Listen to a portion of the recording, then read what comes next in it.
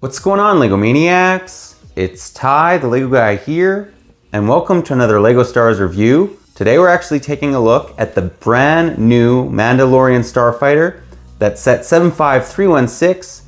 It has 544 pieces, 3 minifigs, retails for $60 US, and it came out in 2021. Now this set, I actually have quite a few good things to say about it, but we're gonna take a look at its positives and its negatives. But enough talk. Let's get right into it.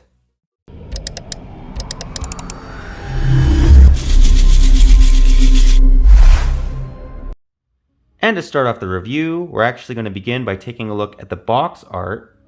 And I actually really like the background. It has the stars, a planet in the corner, and you also notice that it has another Mandalorian Starfighter.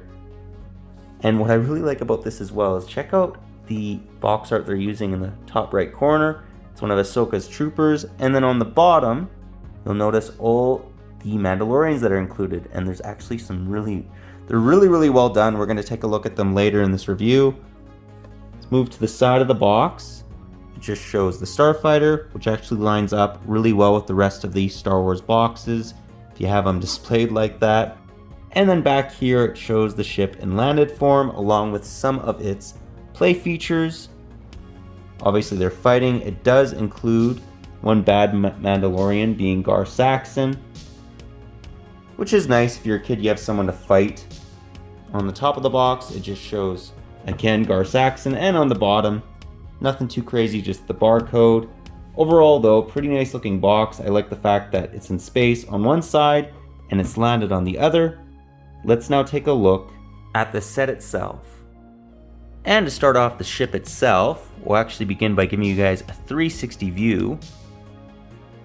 And it's actually quite sizable. Like, this set is about a foot in width as well as a foot long, which is basically like almost a third of a meter in both length and width, which is actually kind of interesting. You'd never expect that looking at this, but it's overall pretty good. Check it out from that angle. That just looks so good. I love the engines. We're going to take a little bit more look at those as well. Overall, it's a very sleek looking Starfighter. Let's now break it down area by area. And the first section I wanted to take a look at was actually this cockpit. So it actually is quite sizable. It fits 2 minifigs. Now, one of the small little complaints about this is I wish that there wasn't a gap right here. As you guys can see, the window doesn't completely enclose this little area. Not the end of the world, but it would have been nice if it did. It's just a small imperfection. There's 2 stud shooters on either side. I know you guys love the stud shooters.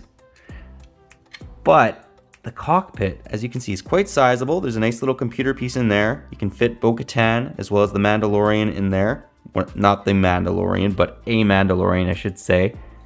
And it closes up nice and easy.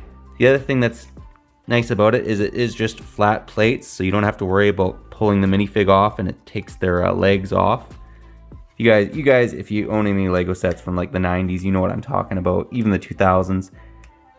The other thing too is it has 2 blasters on either side flanking this, which is quite nice. Like the detail, they're a little difficult to align. That's actually what I was changing.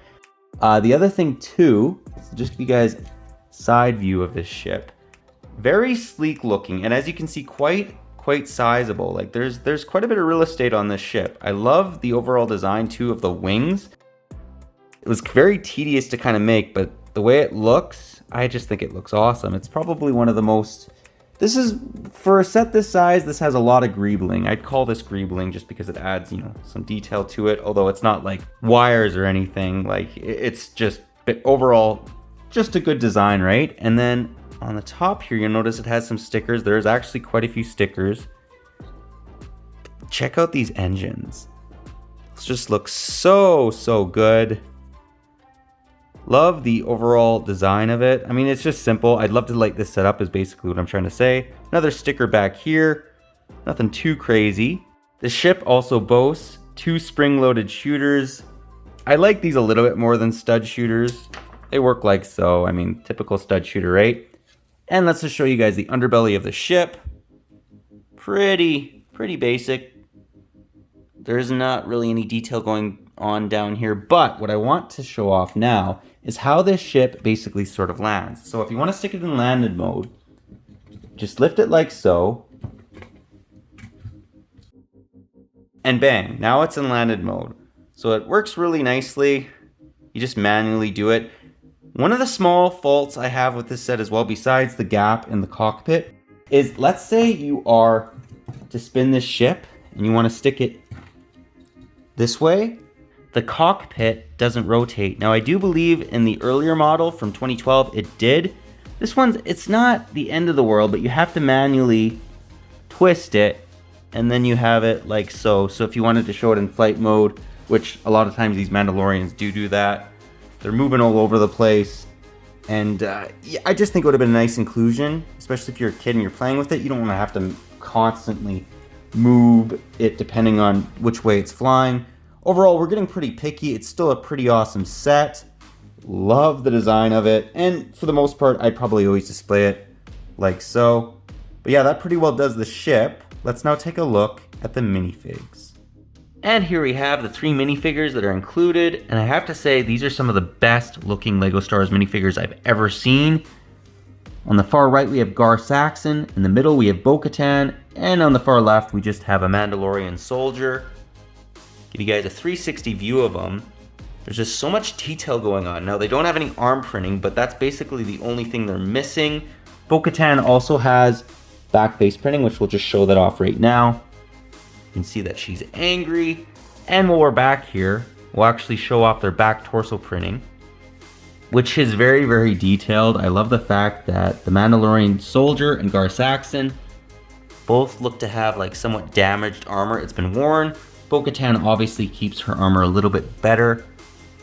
And then flipping them to the front, you guys a little bit more view of what's going on. Let's actually just remove Bo-Katan's helmet, which has some very nice printing. They all have nice printing. I mean, these 3 Mandalorians are really great looking minifigures. Let's actually just remove her helmet to reveal happy face and reveal also Gar Saxon's face printing. Now, the Mandalorian soldier does not have any face printing. It's literally just a black head. It really reminds me of the early 2000s LEGO Star Wars sets for the Stormtroopers. And let's actually just show off this little blaster a little bit more. Now, what's interesting about this is a new mold, and I actually think that's pretty awesome. They don't generally go out of their way to give us more custom correct blasters, but they did with this, and yeah, I appreciate that. Overall, I was very, very impressed with them. I also just check out all the face printing Bo-Katan has. They really got her accurate. Anyways, absolutely love these minifigures. Let's now get into the end of the review and get my final thoughts. One last thing I wanted to mention though before we get into the end of the review is you can actually add hair to Bo-Katan. And it's actually a very accurate looking little hairpiece. Really does look like her. Let's now again get into the end of the review and yeah, get my final thoughts on it. Well guys, that was my review. Do hope you enjoyed it. As we've been saying, this is actually a pretty good set.